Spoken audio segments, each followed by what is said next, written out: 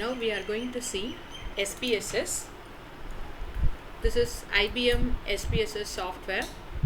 If you open the software, you can see two views. Under the window, you can see data view and variable view. This is the data view where we paste the data or we type the data as we collected, and this is the variable view where we define our variables. For example, you would have collected the data of a group of patients with their age and their blood pressure levels. So now for the headlines such as numbers, their age, their blood pressure level, these three headlines you might be having, and along with their gender.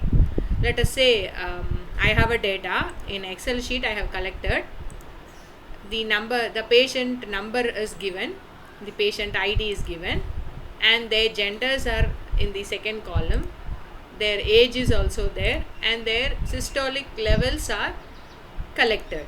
So now I have to enter this data in SPSS for further analysis.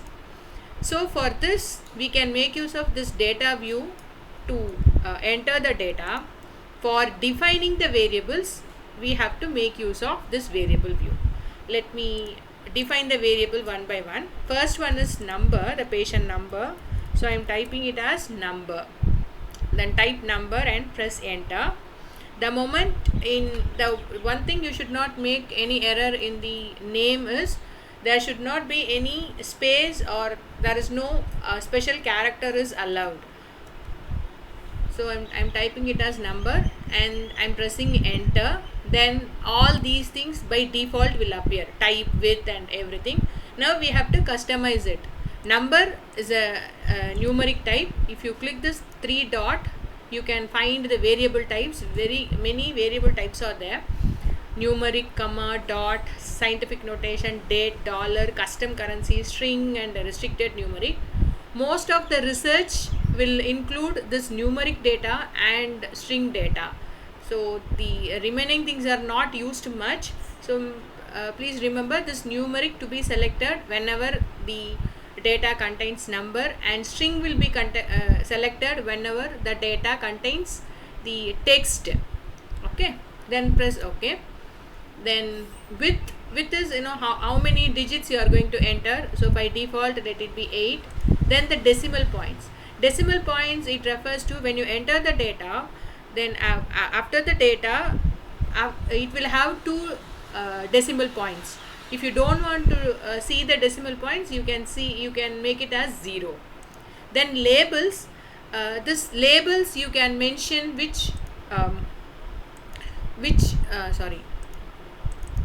what does it mean. For example, here this number means patient ID.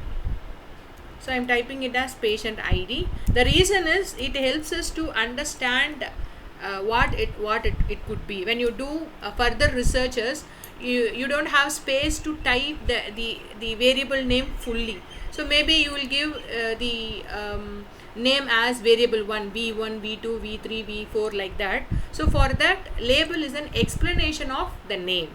In short, you will put it in name, and in detail for further understanding you will be explaining it in label. So it doesn't have any role to play in analysis, but it is for the researchers and other people who reads your paper or who sees your output will be able to understand what does the V1 mean, what does the V2 mean, and so on.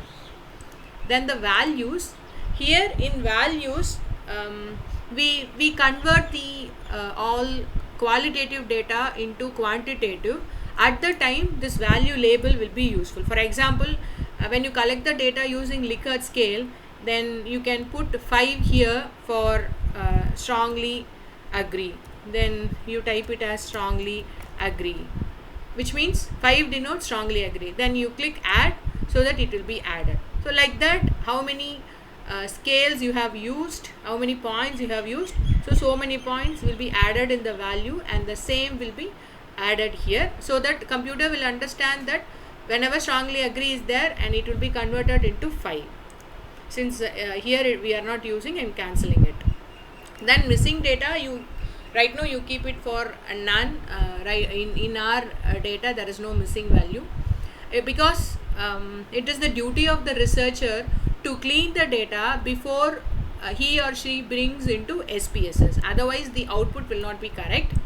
But in generally the researchers will put the missing values as 999 or 49s, then they'll click OK.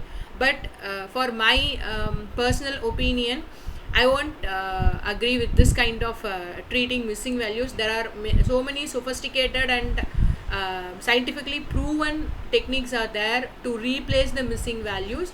Maybe in future videos I'll try to add it.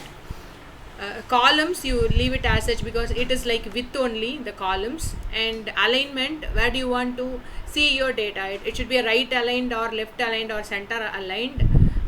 It is also the wish of the researcher. It doesn't have any big role to play as far as the analysis is concerned. Then this measure, yes, this measure is very important. By default it will be unknown only. Then the researcher has to select whether it is a scale, ordinal or nominal. Nominal values are the qualitative variables without any order. For example, this number is a qualitative variable and it is not having any impact on the research, because whoever comes first they will be allotted as patient number 1, and whoever comes second they will be allotted as patient number 2. So it doesn't have any role to play on their disease or on their health part. So it will come under the nominal variable. It is also known as the categorical variable, and there is no higher or lower grade in that. The second one is ordinal. Ordinal is, it is also a qualitative variable but with some order.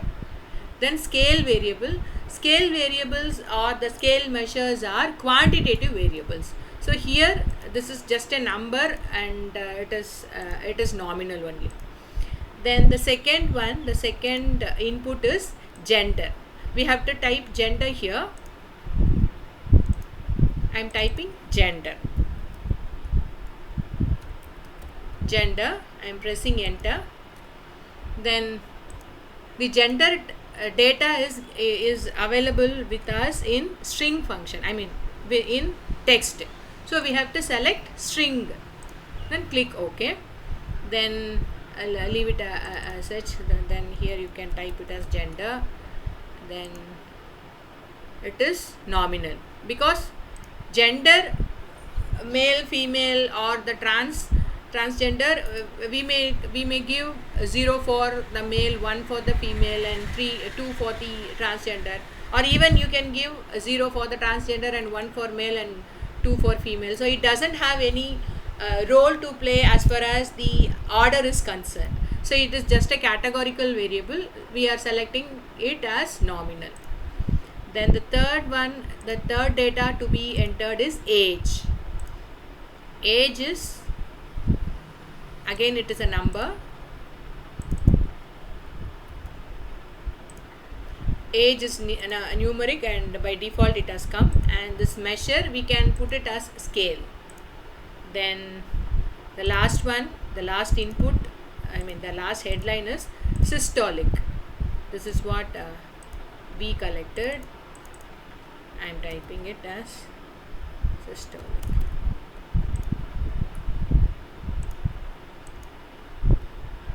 Then it is also a scale. So now we have defined our variables. Coming to the data view, now we can see the data we have entered.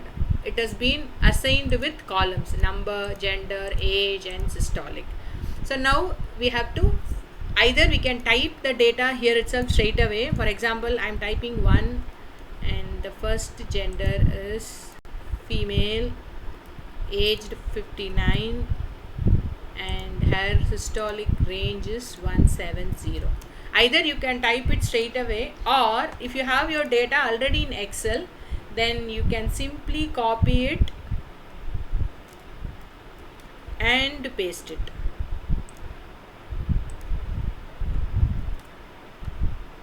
So we have copied the data and pasted it.